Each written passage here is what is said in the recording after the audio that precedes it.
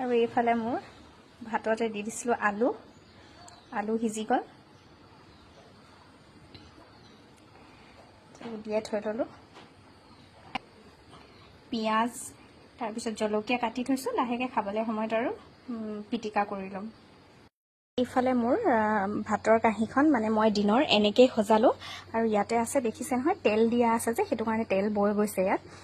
তো ইয়াত মই ঔটেঙাৰ চৰচৰি আছে, আৰু এইফালে আলু পিটিকা কৰিবৰ কাৰণে মই ইয়াতে মিঠাতেল অকণমান দিছোঁ, পিঁয়াজ আৰু ইয়াতে জলকীয়া দি থোৱা আছে, আৰু আলুকেইডোখৰ এনেকৈ ছাইডতে থৈ দিছোঁ।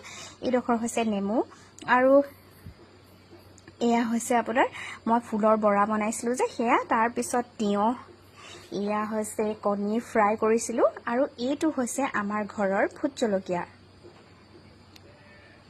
এইখন থালি পিছে মই নিজৰ কাৰণে নহয়, মোৰ আম্মাৰ কাৰণে ৰেডি কৰিছোঁ। চ' আজি আমি এনেকৈ দিনৰ আহাৰ খালোঁ। আৰু এটা